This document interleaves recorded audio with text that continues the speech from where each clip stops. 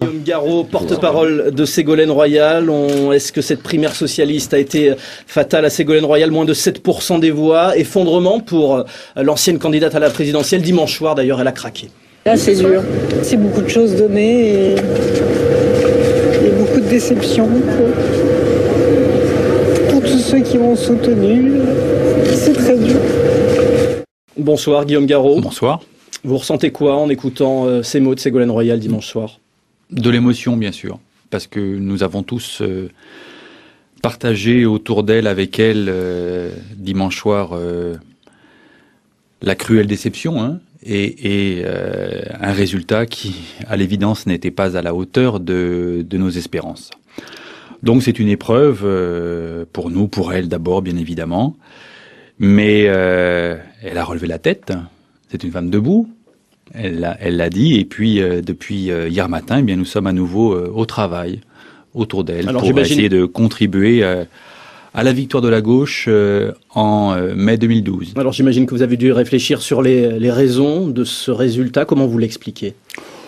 C'est un ensemble de facteurs. Il y a d'abord des raisons, on va dire, conjoncturelles. Il y a un effet sondage, à l'évidence. Les Français qui se sont déplacés aux primaires ont voulu voter utile, comme on dit, choisir les deux candidats qui, selon les sondages, sont les mieux à même de battre Nicolas Sarkozy. Donc il y a d'abord un effet sondage, mais ça n'explique pas tout, puisque Arnaud Montebourg a terminé 3e, au terme d'une très belle campagne, il faut le dire.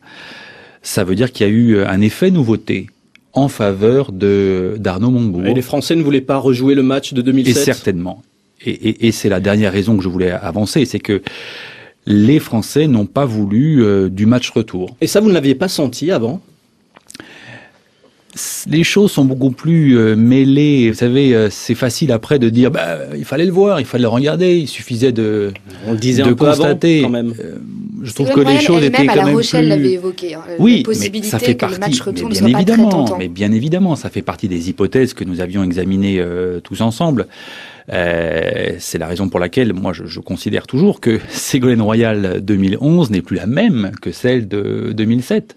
Et qu'elle a gagné en densité, en maturité, en épaisseur politique. Et ça, je crois que tous les commentateurs et tous ceux qui l'ont croisée, qui ont discuté, travaillé avec elle, peuvent en témoigner. Mais elle n'a pas fait beaucoup de propositions nouvelles, contrairement à Arnaud Montebourg, par exemple. C'est peut-être ça qui a fait la différence. On avait l'impression de revivre la primaire 2006. Voilà. Moi, je suis pas d'accord avec vous, parce que dans le projet qu'elle a porté et qu'elle continuera de porter, parce que je veux le dire, il n'y aura pas de victoire de la gauche l'année prochaine sans Ségolène Royal et sans les idées qu'elle défend, qu'elle continuera de défendre, qui sont des idées très importantes sur la rénovation de la vie publique, sur la prise en compte des préoccupations des milieux populaires. Lorsque, par exemple, elle propose le blocage des prix de 50 produits de première nécessité, de consommation courante, excusez-moi, mais c'était pas une proposition héritée de 2007.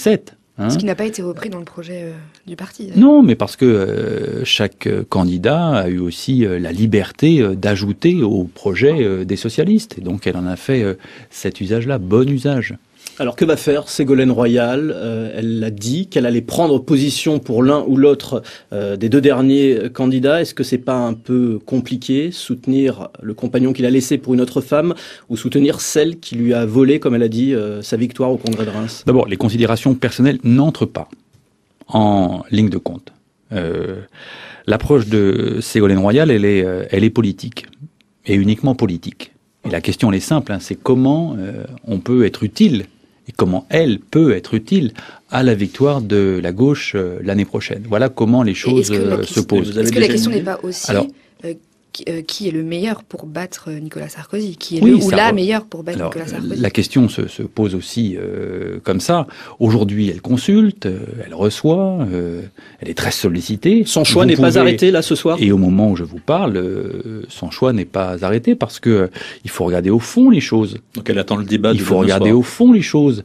Les candidats s'expriment, c'est très bien, mais nous savons aussi tous très bien que pour gagner l'année prochaine, en 2012, il faudra que les milieux populaires se sentent considérés, respectés, et que leur voix soit portée aussi dans le projet des socialistes.